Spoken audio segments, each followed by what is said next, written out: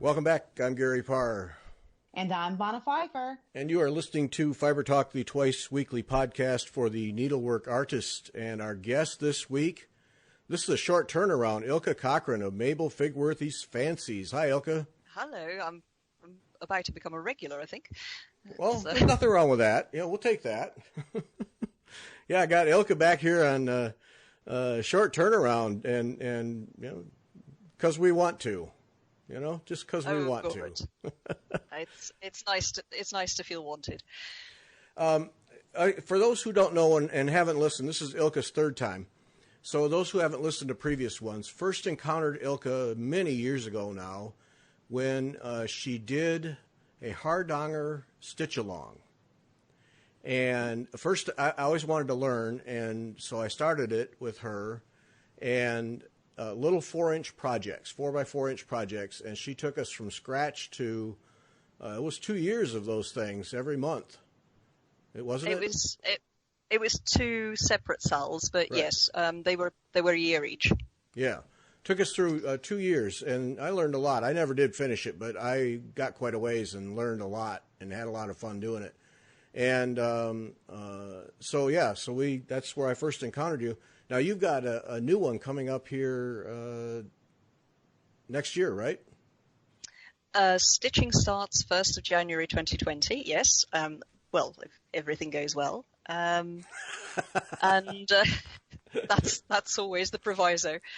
No, it's great fun. It's my first freestyle one. So the other two were both Hardanger. And I thought, well, I've sort of done that. I mean, how many 4x4 little designs can you do? Right. I'd already done another series as well, which was never a cell, and several others of that size. So I thought, well, you know, I've been getting into freestyle rather more lately. Why not do a cell for that one? I designed something for myself, and as I was looking at it, I thought, oh, this would quite easily fall into, you know, sort of 10 installments. Yeah. So, that made it rather suitable. Now, is this an offshoot of your work at the Royal School, or just an area you've been exploring lately? I think it's more the other way around. The doing the certificate at the Royal School of Needlework is an offshoot of getting more into freestyle embroidery. And it's one of the things that I'm trying to make absolutely clear to whoever signs up for the thing is that I started this Tree of Life long before I started the Tree of Life that I'm doing for the certificate project. And the last thing I want people to expect is that in 10 weeks I'm going to bring them up to RSN certificate standard. This is not what it's about. Yes, it's a Tree of Life, and yes, you could do it in crewel wool, but it is less complex, shall we say, than the other one that I'm working on. Oh, nuts. I was hoping in 10 installments I'd be getting a certificate. Oh. Well, there you go. You know, middle of May, and there you are. But it's going to be fun. It's going to, I was taking stitch photographs this morning, and a friend sitting next to me said, "What's that?" I said, "Oh, that's the list." And she said, "That's a lot of stitches." So I think there's about 40 to 50 different stitches in there if you want to use them all. Yeah. And Yeah, and not to have people intimidated, but my experience with Ilke's stitch-alongs really does an excellent job of starting you from scratch and the most basics, and then building off of that as you go along and explaining. And I learned so much. She really has I'm just going to promote you a little bit here, but she just really has a real nice ability to lead you along step by step and advance you through levels of difficulty without it really hurting at all. I mean, it's pretty smooth. You do a nice job, and explanations and everything, you know, and then support, you know, people, you know, write in with questions, and Elka's right there with them. So it's, yeah. So this time, for the first time, I'm going to have a Facebook group as well. So people can post their own pictures and comment on each other's pictures as long as they're nice. Yes, and ask questions and everything. And for each of the parts, I will give alternatives so that if one stitch doesn't appeal to you, you can try another one.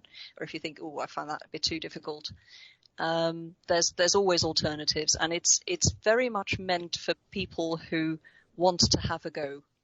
If you've done cross stitch most of your life or some other counted technique and you think, do you know what? I really would like to try some freestyle. That's the people I'm sort of aiming at. Just get you going, get you to try it. This starts January. People can sign up anytime now, and it starts in January. And you don't have any problem with somebody starting late, like if they don't get going until February. No, that's good heavens, fine. no. Yeah. No, I'm going to keep the sign up open until the end of May, which is strictly speaking after it's finished. But you can then have access to all the bits that you've missed. And even if you do start on the 1st of January, there's absolutely no deadlines or no rush. If you want to take a month over the first part, I mean, I just had pictures sent to me last month of a lady who had finally finished into the most gorgeous box, the Hardanger designs of the 2013 salon. Oh my! So there's still hope for me. Oh, there is, yes. So she got there in the end. Sign up was going to start on the 1st of December. And then I realized that I'm actually going to be in the Netherlands from the 3rd to the 7th, which is not ideal timing. So I've opened it up to a bit earlier. But if people sign up while I'm in the Netherlands, just to say you will get your sign-up details, you just may get them a few days later. Yeah. That's quite a project to put one of those together, isn't it? I mean, you got to design, and I mean, that's quite a lot to it. Tell me about it. Yes, and whenever I do these, I sort of wonder why I do them. But actually, I really enjoy them. I mean, the designing I do anyway, and I love teaching. I've been a teacher for quite a bit of my professional life, and so it's great fun to help people try something new and sort of extend their hobby and really just enjoy what they're doing. And they may never be expert at it or whatever. I mean, I'm doing lots of things that I'm never going to be expert at, but I enjoy them, and it's something new, and I'm learning, and that's what we're going for, really. Yeah. But what with stitch photographs and stitch diagrams and stitch descriptions and instructions and so on. It's not going to pay me a great hourly wage. Yeah. Well, I know people will learn. I know that for a fact, so that's great. Well, that's good. Yeah. Okay, so before we started talking, you and Vonna were talking about the quilter's knot, which is something I'm learning new here. So what you didn't know it as a quilter's knot? I didn't, no. I learned that knot from my grandmother. No idea why I learned it from her and not my mother, because she used them as well. And it was just the standard knot that we used for sewing. And when I came over here and started teaching embroidery, I was just sort of doing my instructions and saying, okay, put a knot in your thread. And I did that. And people looked at it and went, wow, how did you do that? Okay. So I was beginning to think that it was a Dutch thing or a continental thing or something like that. But it's interesting to hear that quilters have been doing this for years as well. Yeah. Yeah. It's a nice knot. It's a quick knot. I mean, yeah, but that's what it was called when it was taught to me, that it was called a quilter's knot. So it's so practical and so quick. Mm-hmm. Well, that's where, I've yet to actually make one, but I learned from Vonna. So I'm anxious to do it because for away and waist knots, I spend an awful lot of time tying multiple knots to get one big enough. Whatever. That's all I knew. If it helps, somebody once described it as doing a French knot on the needle and pulling it down. Oh, okay. Yeah. I can visualize that. All right. So I thought that might help. Yeah. Well, I just need a big fat knot's what I need. So, Yep. All right. I'll be adding that to the arsenal. It's amazing. It's amazing as just going through the days, all the little things you pick up. It is. Yeah. And it's one of the great things of being together with other stitchers, because everybody knows things that you don't know. And most of those things are things that the other person says, oh, but I thought everybody did that. Yeah, so true. Yeah, you get like that. That's where getting together with stitchers is so valuable, as you pick up those things. Yeah, I thought everybody knew this. And it's amazing how many items, many little tricks and tips that not anybody knows. But I know. And anyway, it's just lovely being with other stitchers, and it's a great encouragement. And I'm finding that at the certificate meetings. I'm saying certificate meetings, but actually some of the people there are doing their diplomas and so on, because everybody's working on their own stuff.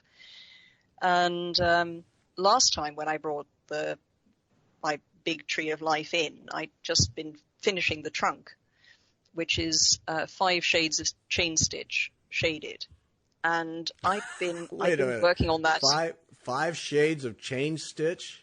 Wow. Well, it's rows and rows of chain stitch in sort of graded shades, and knowing how extremely picky the assessors are going to be, I've sort of unpicked and restitched and thinking, oh gosh, are all my chain stitches exactly 3 millimeters long, and so on.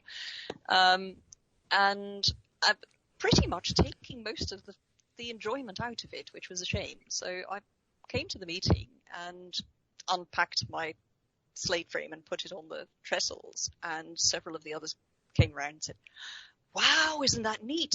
I thought, okay, I'm being too perfectionist here. So just the idea that other stitchers who've been through the same thing, who know the work that goes into it and the precision that goes into it, if they say, wow, that's neat, then I'm going to have to accept that it's okay. Yeah. Well, that's interesting, because that whole Royal School or anything at that level, it intrigues me in that it can be intimidating, but you're there to learn. Yeah. So you can't be intimidated. You just got to go and learn. But then, what is that expectation for quality, and at what point is it just nothing but work? I think on the whole, I'd say that project for me is work. It's enjoyable work, but it's definitely work. But I'm feeling a little more relaxed about it now that I've sort of worked out for myself that actually I'm doing okay. So I'm sort of more into the enjoyment again. But okay. Part of it is Yeah, well, that's the thing, is finding that, I guess, happy medium in a situation like that where you know it's going to be work going in. I don't think anybody would expect any less if you're going to learn and you're going to get to a new level. But at some point, it does have to be fun, or you just dread it after a while.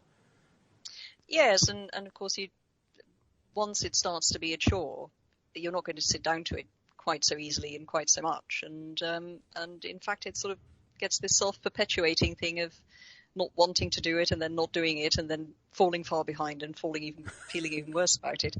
So it has to still be enjoyable. And I think one of the things that I like about it is that I have to be extremely precise. And a stitching friend asked, do you look at your own work differently now? Well, this is my own work as well, but I mean my own sort of design things.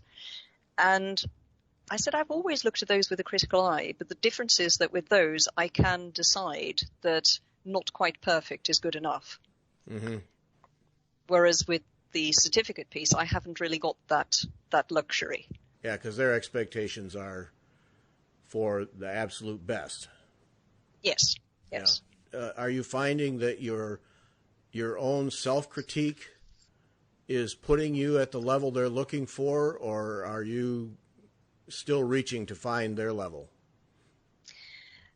I seem to be doing okay, judging by what the tutors are saying. Okay. They occasionally push and prod here or there and say, try this one, or perhaps if you could do it that way, and so on. But on the whole, they appear to be happy, so I'm happy. Yeah. Do you find them overhauling your normal techniques, or do you find that you're pretty well in line with what their expectations are? On the whole, not too bad. One of the things I did learn was with some of the stitches where you would normally pull through the fabric at an angle. So when you're doing a chain stitch, for example, and you've done that little loop and you bring the needle back up, catching the loop, and then you pull through to make that chain. Right. You're pulling the thread through at an angle. And if you do that too much with wool thread, and especially Appletons, and don't get me started, it's going to wear thin within a few stitches. And so what they told me was to, so think chain stitch, you come up, you go down in the same hole, but you leave a loop at the top. You bring the needle up and you catch that loop. But instead of pulling the needle through to the top, you actually, with your hand at the back of the work, pull through the thread until you've closed that loop. And all your working thread is at the back of the work, and then you pull through to the front. And that means the thread goes through the fabric at a right angle, and so has as little friction as possible. It's sometimes a bit difficult to visualize, but it is actually, it's a very clever way of doing it. And I've been doing that for stem stitch and all sorts of other stitches, which have use that same technique. So that's definitely something I've learned. Well, see, now that's interesting, because Vonna and I have had more than one discussion about silk threads fraying. Mm-hmm. And Vonna's had a little more frustration than I have, but we both agree that they do fray. So the same principle should apply. It should, yes. And it only works if you're working two-handed. So you've got one hand at the back of the work and one hand at the front, really. But if that's your way of stitching, it's a very good way of reducing the friction on the thread and so reducing the wear on the thread. And the operative part then is to be at right angles to the ground cloth. Yes, when you pull the thread through. And assuming that you have the right size needle to open that hole. Oh, well, that as well, of course. And talking of needles. Yes. Because when we Go first ahead, spoke, talk about needles. Yes, please. First time we spoke, there was something about needles because you and Christine, or possibly Arlene, had been talking needles, and you were saying, yes, I really like the tulip ones, the extremely expensive ones, but sometimes I think they probably all come out of the same factory and they just stick different brands on. I don't know how serious you were when you were saying that. I would not be surprised to learn that. I would not be surprised. So. But some years ago, I went back to the Netherlands and I went into a sewing machine shop and found some between needles or quilting needles. And they're nice because they're shorter. So if you work in a smallish hoop or very near the edge of the hoop, it's nice to have a slightly shorter needle to play with. Gives you a bit more room to maneuver.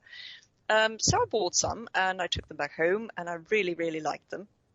I thought I must get more of these. And I remembered they were Clover brand. So I looked which sizes I had. And unfortunately, I'd thrown away the original packaging. So I went to the Clover website and I couldn't find the sizes. And I contacted them and I said, look, I really want your size number 7 needle. I can't find them anywhere. And I got an email back in intriguing English saying that they never made number 7 needles. And I also asked why their number 12 needles are thicker than their number 10s, which is very unusual because normally if the number is higher, the needle is thinner. Yes. And they said, our Clover needles doesn't match its rule. Basically, we tried to fit rule, but some items it could not do so. Which cleared that up. Yeah. But they didn't do a number 7, so I bought the closest thing to it and stitched with those. And I thought, do you know what? They're not nearly so nice as the ones I got back in the Netherlands. And I thought, surely they don't do different ones for the continental market and the UK market. That's ridiculous. And eventually, when I went back and went to the sewing machine shop and looked at them, I realized that actually they were Prym needles, Prym. And So all this time you got the wrong brand. And I'd been buying clover needles with the black coating and the gold eyes and this, that, and the other, and they didn't live up to it. So I think I can confidently say that these, because I thought I was stitching with the same needles and I noticed a difference. So I'm assuming that there really was a difference. Otherwise, I wouldn't have noticed it. So these Prim, is it Prim? I suppose that's how they're pronounced. Yeah. Prym. They're German needles. Yeah. Oh, well, there you go, right there. They're German. So that's your favorite, huh? It is. That's definitely my go-to needle, and I've ditched the John Jameses that we got with our certificate pack, and I'm using the Prim ones for that as well, because they are just so smooth. I love them, and they're nice and short. Which is good. Yeah. But so yes, they definitely do not all come from the same factory. At least those don't. Well, Vonna got me using Peacemaker, right? Peacemaker. Mm-hmm. And Yes. Are they an American brand? Because I don't think. Yeah. Yeah. They're made in Texas. Oh right. Mm-hmm. Are they bigger then? Mm. Sorry, that was. Yeah, they're not shorts. Definitely not shorts. Right. And bigger than Texas. Yeah, that's right. They are bigger, probably. Yeah. They're the biggest needles. Yeah. But yeah, I mean, what Vonna got me going with those is, as she described it, it's the eye. And I like them. I've been using them a little bit here. Well, recently I've been using them, and I actually got some tulip needles mixed in. And so I've been kind of using them interchangeably, and I'm thinking 6 of one, half dozen of the other, which makes Peacemaker win because they're cheaper. So. Oh, definitely. Yes. I don't know what they charge over there, but the tulip ones here come to about £1 a piece, I think. Yeah, that's I think they're about $2 a piece here. Yeah, I think it's about the same then. Yeah. Yeah, and they're nice needles, but I don't think they're that nice, personally. Right. But, with apologies to everybody who absolutely loves them. But the Prim needles, like the Peacemakers, are just sort of much more normal needle price. Yeah. Well, I got started on those tulips, Mary Corbett, blame everything on Mary Corbett. But, yes. Yeah, because you can. But when I first got them, and I mean, to me, they were compared to what I was using. I was using Bowen or however you say that, and they're definitely a grade better than that by far. But were they worth the money? I don't know. And then I was using at the time size 28 Bowen needles, and those things are utter garbage. And dear. They were just, they were wearing out. The eye was all chunky. I think I threw them all away. And the tulips were great. And then Vonna comes along and says, "Hey, try these Peacemakers." And I really like them. So I wish but you can't get them bulk. It frustrates me. No, but I think the thing to remember about any needles, even if you get the tulip ones and you really like them and they are £1 a piece or $2 a piece, compared with what you spend on the rest of your hobby, they are a minimal outlay. Oh, right. Yeah. So I definitely always recommend get the ones that you really, really like and change them as often as you feel is necessary, because, they are in your fingers all the time. And if they at any point get uncomfortable or a bit difficult, then you're going to feel that, and it's going to influence your stitching. So for goodness sake, get a new one. It's not going to break the bank. Yeah. No. Well, and then all this, and then it was 3 or 4 months ago. Of course, I forgot her name. Lady I interviewed about Chinese and Japanese embroidery, and she's still using the same needle she had eons ago. It's like, well, how does this work? There are there are obviously exceptions. Yes. I think that those were made by the same people who make samurai swords, weren't Right. they? Yes. So that's obviously a completely different category altogether. Yeah, that's still a picture that I find enjoyment. Some guy making a great big long samurai sword, and then the next day he's making little embroidery needles. I know. Who said it was a women's thing? Right, right. But that's, and that just speaks to the quality of the metal and the craftsmanship. Yes. Yeah, and the craftsmanship, yes. Yeah, and I think that's craftsmanship is what is so important in any of the equipment that we use. And I was just now I was using my Aristo lap frame lap stand, which is the needle leads, which goes with the Millennium frame. yes. Mm-hmm. And I've got the Millennium frame and I've got the Aristo lap stand, and they are just such beautiful workmanship. And I sit there and stroke the wood, honestly.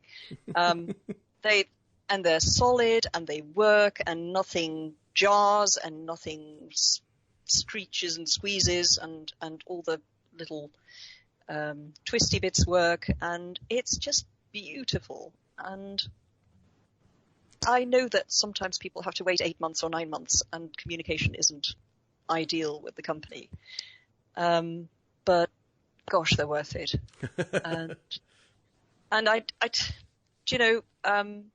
told you last time, Gary, that we do vintage car stuff. Yes. And in that world too, you have people who are craftsmen, who are utter artists in what they do, in the car parts they make or in the restorations they do, but they are lousy businessmen.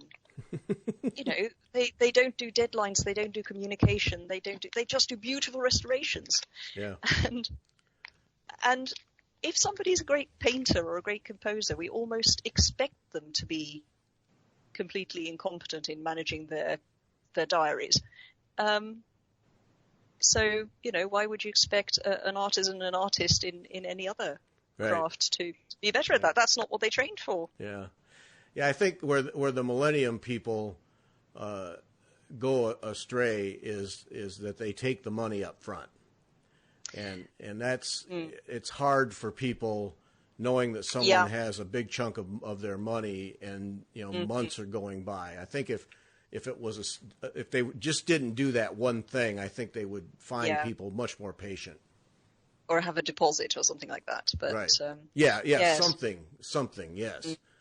But the only thing I can say is if you find that the communication isn't very good, try ringing them.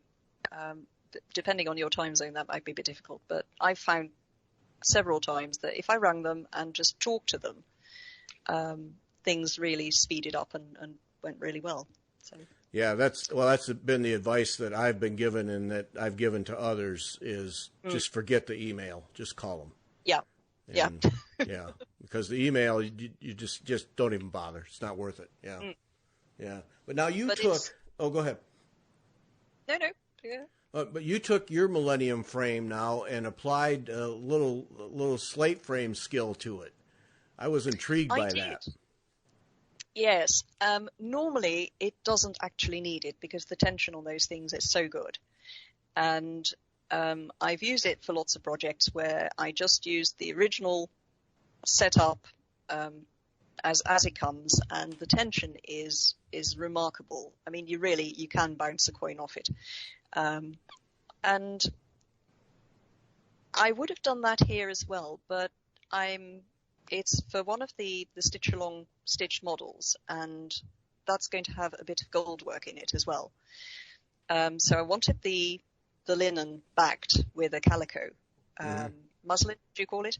Yeah. And so it was 2 layers, and it was going to have gold work, which has quite a bit of pull to it, especially when you're plunging your threads through to the other side and so on. So I thought it could probably do with a little bit of assistance. So I laced the sides in the same way that I laced the slate frame. And, you could do a pretty good drum solo on that now. It's not that I'd advise it, not once there's any stitching on it, but it's really, I really like it, and it is so much more portable and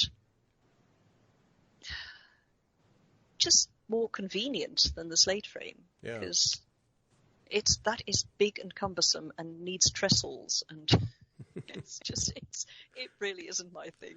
Yeah, I was going to say, you have not become friends with your slate frame. Oh no, my slate frame and me, we have a difficult relationship. But see that now, Vonna has taken mitten clips and Velcro and done, and you've had good success with that, haven't you, Vonna? With those on the side, you've gotten good side tension. Yeah, I feel like it's. Oh, yeah, I feel like it's good. I have to frequently, not frequently, but like once a week redo them. But other than that, I don't have any problems. I really don't have any problems at all, to be honest with you, with mine. And they have made a distinct difference, because in my frames, when they're smaller in spanning the scroll, it's, I have found, I guess, that if I do smaller sidebars, and just then I can maintain tension pretty doggone good, especially if it's a smaller span to, with the span, like 12 inches or less. Excellent. They always stay, very taut. But when I would get into, like, I guess on the Queen samplers where I noticed it the first time, you were doing so much pulling, and one stitch takes, 3 or 4 passes for one stitch, and it was like, I just don't feel like this is, tight enough. And so I kept on. I didn't know that it was even a thing. I guess that there's a company that sells these. They don't call them mitten clips, though. They call them side tensioners. And so I guess there's some company that does that. I was just in Joann's and saw mitten clips, and then saw Velcro and thought, hey, that's a great idea. I'm going to do that. So, I think they probably just are mitten clips, and people have rebranded them because they can charge more. Yeah, I would assume that that's what they are too. But the first time I posted it on Instagram or talked about it in a video or something, I had all these people write me and say, well, that's been out for years and blah, blah, blah, blah. And it's like, well, I didn't say I came up with it. I'm just saying I came up with it for my own self, Yeah. So anyways, it does work well for me. I feel like I do have to, fiddle with it a little bit sometimes, but I do feel that I do have much better tension than what I did prior to using them. Do you find that you need quite a few along the length, though, to keep it even? Yes. Yeah, I do feel like, so I'm doing, I'm looking here. I've got 8-inch sidebars on my Queen right now, and I have 2 on each side to pull. So. All right, that's not as many as I thought you might need. So no, that's not too bad. With the lacing idea is that you sew strips to the sides, and then you lace through those strips, so you get a very nice even tension. But they're not quite as, if you scroll. I never scroll. I make sure that my design fits into the window that I can see, if you like. So in that case, it doesn't really matter how laced you are, because you don't have to undo it. Right. See that if you scroll up your work to move along its length, then of course the mitten clips are much more easily adjusted. Right. I bet you do get better tension than I do sewing on a strip and lacing it. I'm going to have to try that because that's intriguing to me. But I imagine that you get very much better tension doing that than than with the mitten clips. You get enormous tension, but it takes a lot longer than mitten clips. And if you have to scroll, then you have to unlace and unstitch and so on. Yeah. So I don't know that it would be worth it for a larger project. Do you use a sewing machine to sew the strips on? No, sewing machines and I have an even worse relationship than slate frames and I, I'm afraid. I would probably sew myself to the fabric, so it's definitely all by hand.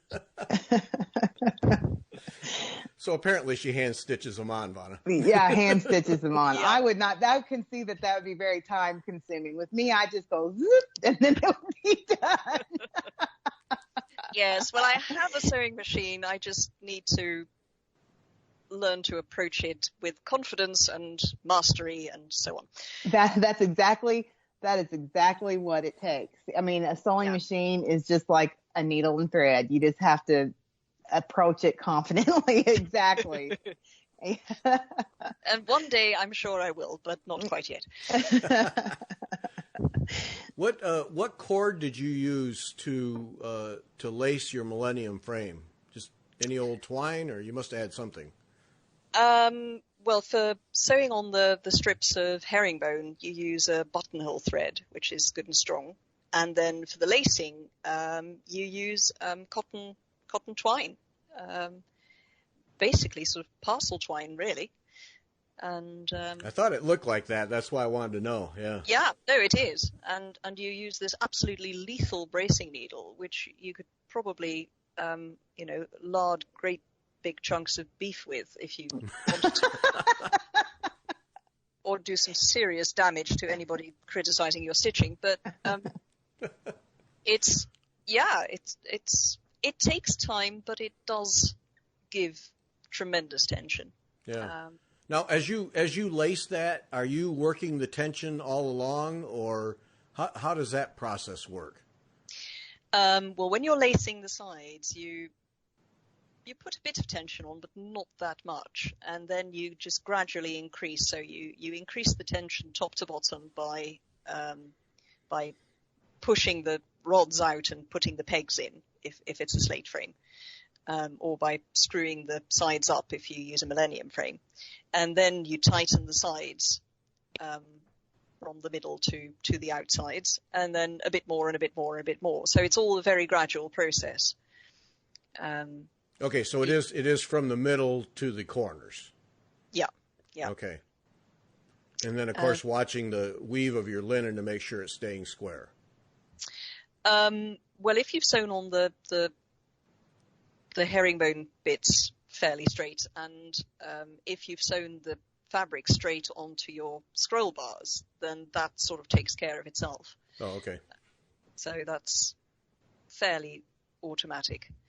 And I mean, that's one thing that I did like about the slate frame was its tension, and seeing that I can get the same sort of thing on the Millennium frame in a much more portable shape. I mean, that's me sorted.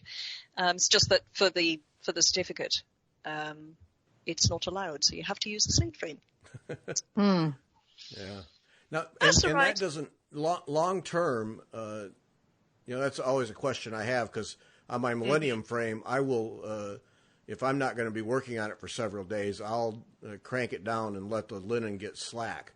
But that doesn't hurt then to have it long term. It doesn't hurt the linen at all to be so tight all the time. Doesn't seem to be. I mean, the modules take, well, it depends on how quickly you work, but sort of between 8 months and a year. And in that time on the slate frame, it's tense all the time. And when you take it off, it is absolutely flat, which is wonderful. So, no, it doesn't seem to hurt it in the slightest, possibly because it's being stretched in all directions,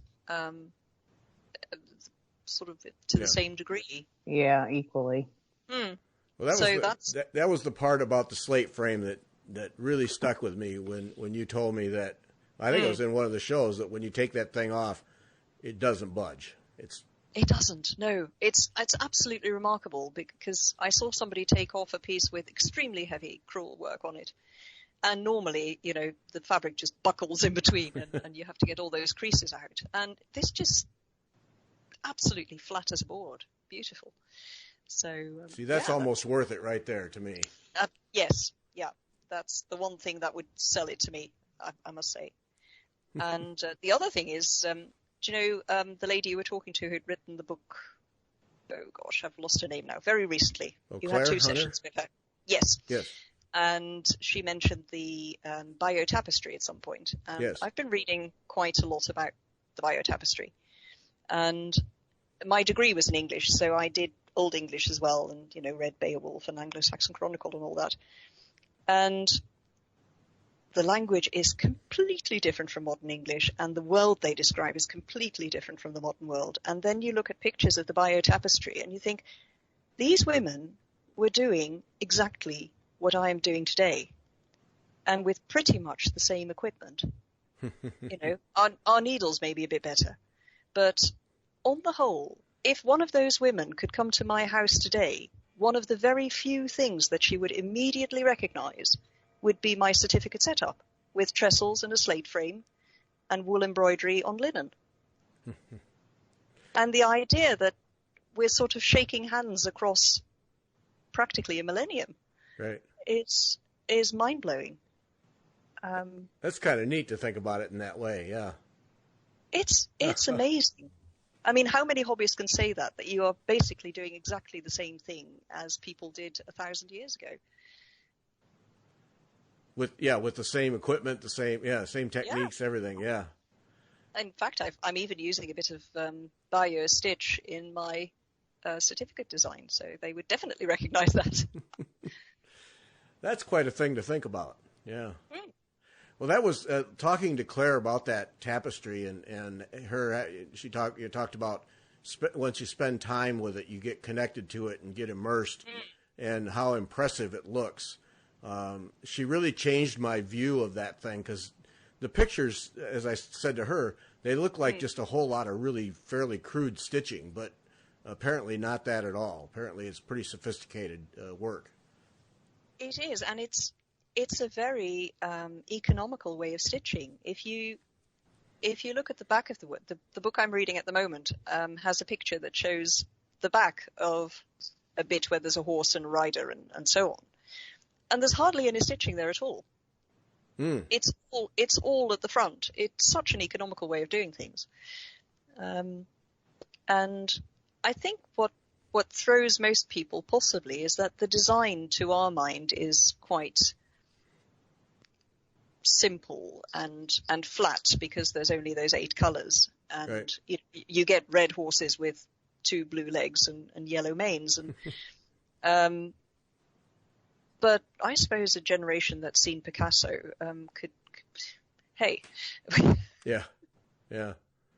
Well, when she talked about how they used tension and just various techniques to gain dimension and put feeling into it, that really opened my eyes in terms of what that thing has to offer. I mean, to the point where, geez, if I ever get over to Europe again, I might have to try and find my way to see that. It probably be worth it. I think so, yes. I'd definitely like to do that if I ever get over to France. So, but it's, yes, I like that link to the past, that we're pretty much the same sort of needle people now as they were then. Yeah, well, and that was one thing that in talking with Claire is the connection that needlework has across cultures and across languages too. Yeah, you could sit down in the same room and communicate without saying a word. Yes.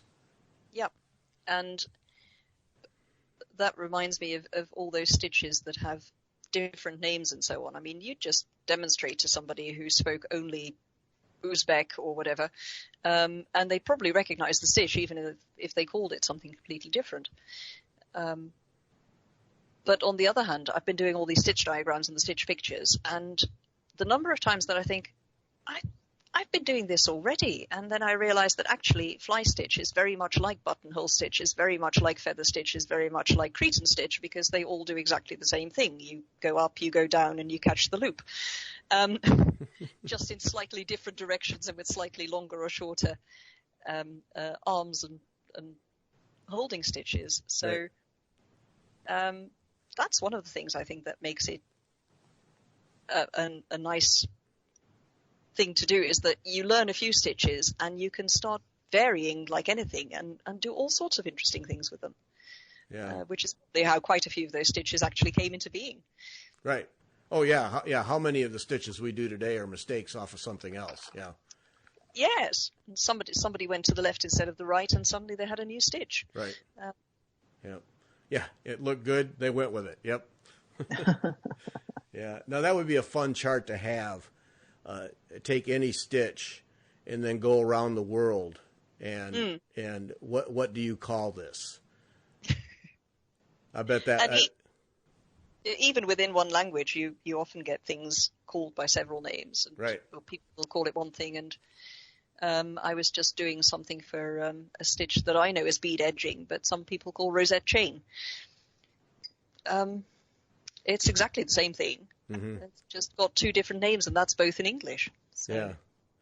Yeah, it kind of reminds me of the whole scientific world where you're naming plants and animals.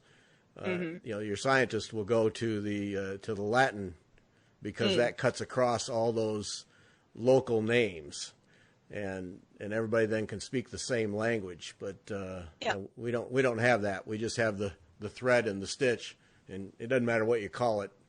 This is how you do it. Yes. Yes. Yep. Yeah. Yep. And then, geez, how can we always run out of time? You did a blog here recently that I thought was most interesting because you were addressed whether to wax or not wax thread. That's right, yes. It came through a couple of questions from people. One in reaction to a blog post I wrote before that, who was talking about was it okay to use thread heaven on silk mill silks?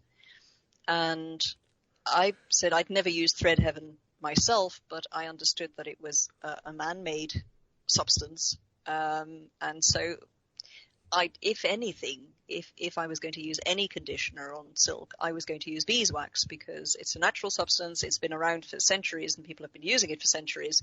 We know what it does to threads long term, which is absolutely nothing, which is exactly what you want. Yeah. So, and with thread heaven, I simply couldn't say because A, I had never used it, and B, we don't really know what it does to threads over several decades. And then on the Mary Corbett Facebook group, somebody had asked about silk mill silks, whether they would lie flat, because they're filament silks, but they are quite springy. And I said, well, I've only used it for split stitch on the Opus Anglicanum workshop that I did. So I couldn't really tell, but hey, I can feel an experiment coming. So I took a little central bit out of a Mary Corbett freebie, which gave opportunity to do stem stitch and satin stitch.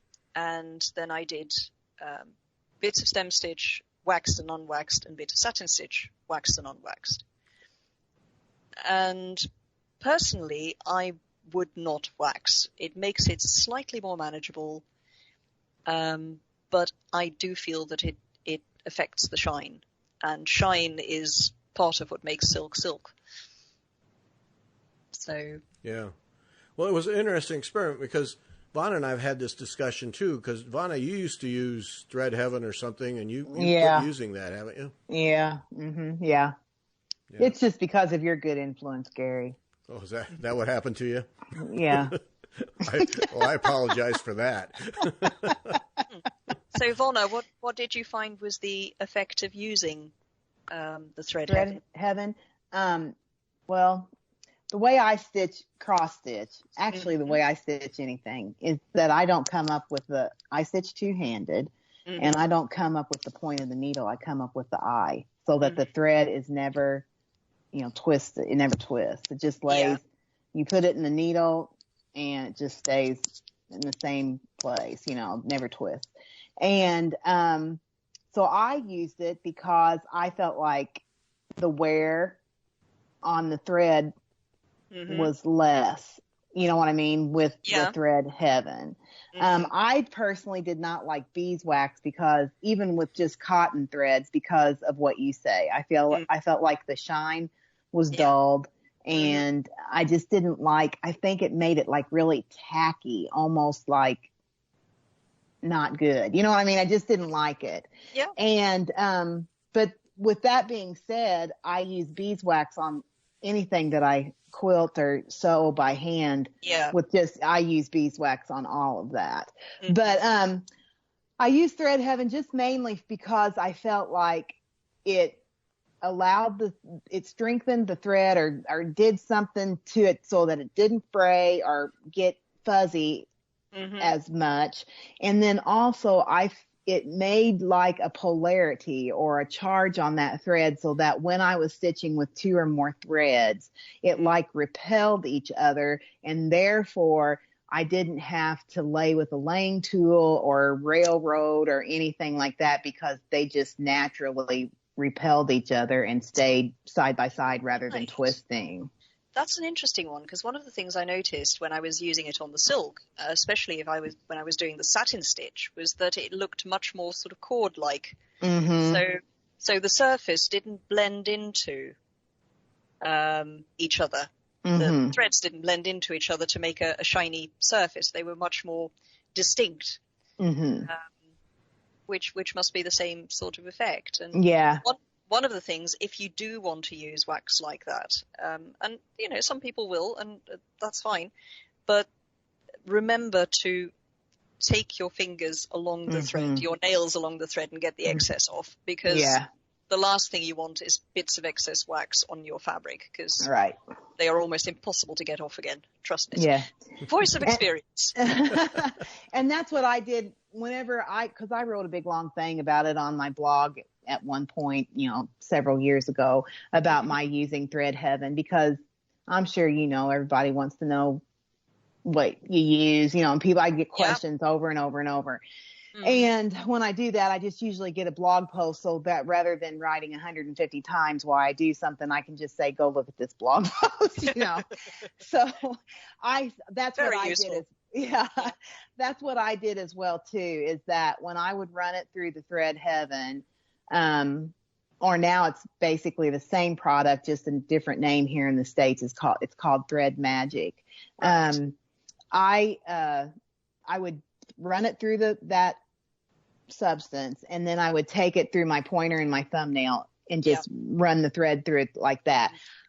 I never saw anything like it had left a residue or that it dulled the shine or anything like that. I suspect that there's probably maybe silicone in it, because it did make the thread slippier, right. Okay. Yeah. So I imagine that there was probably silicone in it, but I don't use it at all anymore. If I use anything now, it's just a damp sponge, and I run my thread over the damp sponge and then through my fingers just to get the excess wet off of it before I go. But really, I've not even been doing that. I've just been using nude thread. I'm just the nude thread user now. Now we have a new term now. Oh, great. The new thread user.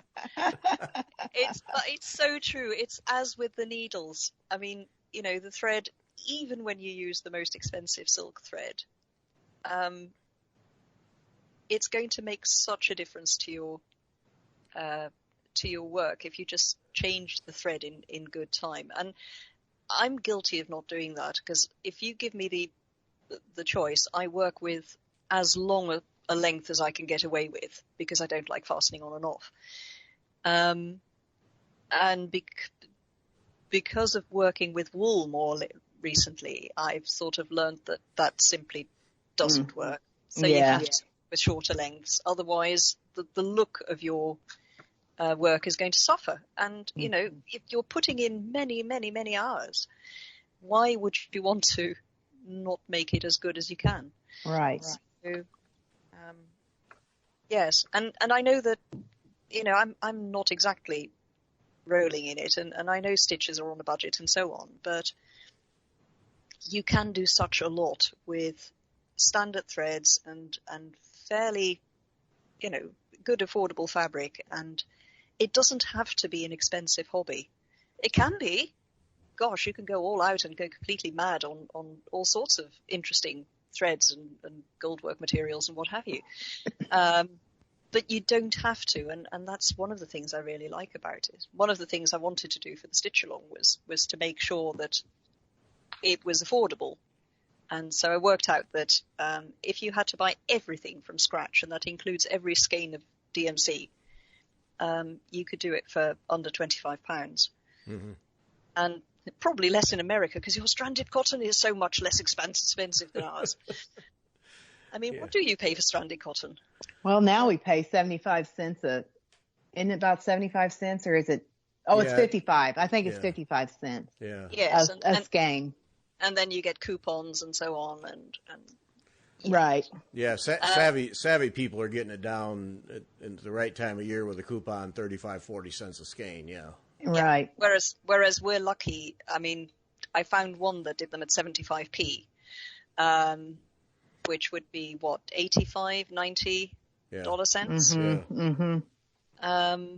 So we'd have a cow if we had to pay that much for DMC. Yeah, riots in the street. That's right. But when I started stitching, DMC was 25 cents a skein. And I mean, I'm 49 years old, but I don't feel like I'm that old. And in my lifetime, I can remember when I first started stitching, which was when I was 15 years old. When I first went out and decided, I'm going to do this, it was 25 cents a skein. Oh my goodness. So we're both 1970 girls then. Yes. I was born in 1970. Wonderful. Good year. Bunch of kids. I know. Can I ask you, Vonna, about the fanny frame seat stand thing that you sit on?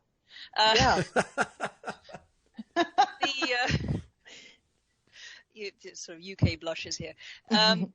The one I've got is the Sonata, which has an extra tilt. And one of the things you said is that you don't like to have the paddle sort of from the side. Yeah, side saddle. I don't like that. Is that because she likes it right in the crotch, right? And there I was trying to remain a certain decorum. Elka, forget that. That's obviously not working. But seriously, because when I had a seat frame like that, which I borrowed at the RSN at one of the classes, one of the things I wear long skirts, so I couldn't do the other one. Right. I had to use its side saddle. And when it tilts, it either sits completely level with the floor, or it tilts down to your right hand. Is that what yours does? Yeah, mine just goes up or down, but it can go a full 180 degrees. But does it tilt towards you if you have it side saddle? No. Oh no, it does not. No, and that's what I wanted. And so yours does that?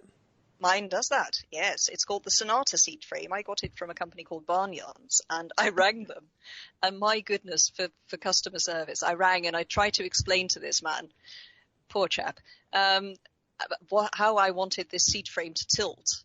And bless him, he got one from the storage room and took it out of its packaging and sort of put it together fairly makeshift and tried to tilt it the way I tried to explain to him. And he said, well, I think it does what you are describing, but you know what? If you buy it and it doesn't do it, send it back and we'll pay for the return postage. Oh. So yours at the joint then has a two-way swivel then? Yes. Up and down does. And the so yaw, when you got the yaw and the whatever, yeah. Yeah, so when I use its side saddle, I can tilt it towards me and any which way. So that sort of saved it for me because I couldn't use the other one. And so that really works very well. But like you, Vonna, I love my seat frame. It is so I do. portable. It will take pretty much anything. I don't think it takes the 14-inch hoop that I'm using for the stitch along, but anything up to a good 10 inches, 11, 12, it will take that. But is yours the ones where you have hoops on sticks that you put in? Yes. So the stick is attached to the hoop. Yes. Yeah. So you can't clamp a new hoop on it. But I don't know that I'd want a very much bigger hoop than what I have. I think it is 9 inches is what my hoop is in it. That's a good size, yeah. Yeah. And you can quite easily get different hoops for it. I mean, you don't have to. You can use them all with the same seat. Right. Can't you? That's right. Yes. Okay. Ilka, what is the brand again? It's Sonata. called the Sonata, as in music. Sonata. If you pop that into the search bit on my blog, there's a post about it. Oh, okay. You should find something about it. All right. Because I've tried other ones as well, and when I took this out of the box, it just felt so much more solid than the other ones I tried. So that was really good. It can basically take me sitting on this, which is a good thing. Is it expensive? I got mine from that company because they were so very helpful, and I think it was £28. But if you look around, you can get it for less than that. Oh, see, that's not bad at all then. No, it was very affordable. And I think the company, I think it's a UK company, Albanese. Elbacy? Yeah. They also, don't they? Well, I think they do the ones that you've got, which don't tilt. Okay. I'm not absolutely sure who makes the Sonata, but I'm sure we could find out. Yeah. Well, we can't look at that, Gary. We can't look at the Sonata. We can't? No, because we've got enough stuff. What do you mean you've got enough stuff? Listen to the pot. Listen to the pot. Yeah. Okay. But I have my seat frame here right now. And as you were talking, I was trying it on the side saddle, and I don't like it on the side saddle. That's absolutely fine. But I think the reason is for exactly what you say. I want it, if I want it side saddle, I want it to tilt closer to my left, because if I would have it from my right hand side, I would want it closer to my left hand side. If I would do it under my left hand side, I want it closer to my right hand. So it's exactly what you said. I would need something. And that's why I don't use it on the side, because it's right in the middle if I put it right between my leg, You just use it full frontal. Yes. Quite. Right. Full frontal. Yeah. And there, we've come up with acceptable terms: side saddle and full frontal. See, yeah, that works. See, we can do this in a nice ladylike fashion. Yeah, and gentlemanlike, of course. Yeah, I'm not using the terminology that you use. That makes me blush. Yeah, well, there. So now it's side saddle and full frontal. Yeah, that's right, full frontal. Well, see, because when I do it, I don't like it full frontal. I just don't. And so I have to have it under my right thigh, but then I have the vertical post in between my legs. So then I can turn that thing and have the tilt. But Ilka, the Sonata one, where it could be on my outside of my leg and then tilted. See, that's appealing. Yep. I know. I really like that about it. Yes, that's one of my sort of recommendations, I think, for kit. You don't need it, but it makes stitching nicer, and I take it to my stitching groups, and it just gives me that. I can work with both hands. I can work two-handed, and it's portable. It's wonderfully portable. I can't believe this, Gary. You're not going to believe it. I'm looking it up, right? I knew that's why you've gotten quiet. The Sonata seat frame. It is $31.20 on Etsy from Chingford, United Kingdom. Chingford, United Kingdom. Mm-hmm. Well. Okay. And Ilka, the hoop that goes with that is of good quality. It doesn't come with a hoop because it's it's a clamp on. So you just put whatever hoop you've got into it, and it's a good white clamp. So I've used it with the deep quilting hoops as well. Oh gosh. Oh. Oh dear, have I been? Yes, you have. Yes, you have. And it's all my fault. Yep. Yeah, I must say, it looks very, very tempting. Yeah. Very tempting. Yeah. Yes, Elka. Yes, Elka. You have caused trouble. Yes. Mm-hmm. Oh, good. Well, you always say we can blame Fiber Talk. You can now blame me. Yeah. It's all right. I can handle it. Yep. Oh, okay. All right. Now I got to look this up. See. Mm-hmm. Yeah. Yeah. Because I got plenty of hoops. Hoops aren't the problem. Well, exactly. And I've got as you say, I've got plenty of hoops, and it was nice to be able to use those just with the frame. I've got a table clamp as well, which is quite useful for anything up to about 7 inches. After that, it starts wobbling. Mm-hmm. But this one definitely takes 8 to 10 inches. And I've now found that I can actually use my the Aristo lap stand, which goes with the Millennium frame. The one disadvantage I found on that is that you can't use it with hoops, right. Because the hoop I'm using for the stitch along is so absolutely humongous. I have never worked with anything that was 14 inches. That will actually go on there and sit quite nicely. So hey, I'm happy. Yeah. Because see, for me, it's travel. And yeah. You know, the stand we have now, it just breaks down, and like everything goes into my one bag. Mm-hmm. And so it immediately becomes a whole lot easier to set up in a hotel room, and it just eliminates a lot of things. But this Sonata one, yeah, I think we're going to have to get it. If I can mention something that might sort of dissuade you. Okay. Once you've put it together, it doesn't come apart. Well, obviously it will come apart because you just unscrew everything, but it's not meant to be sort of flat packed for transport. So I transport it as it is. But, you know, it's not that big, so it does work for me. I just have a shoulder bag with it in it, and my stitch in a... How does the post go into the base?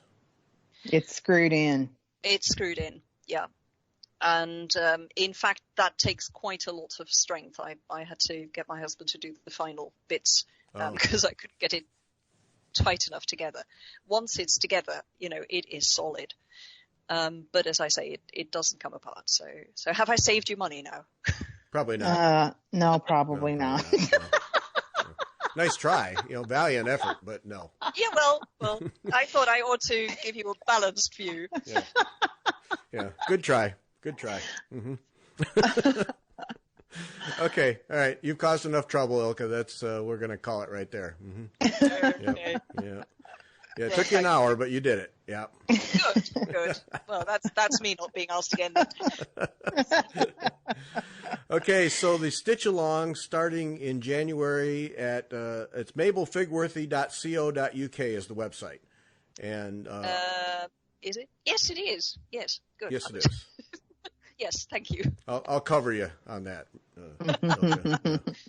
Yeah, so you can sign up there and read her blog. I never miss your blog. Always something good in there. So thank you. Yep. So that's Ilka. Thank you. Thank you. It was very enjoyable as usual. Always is. All right. Thanks to everybody for listening.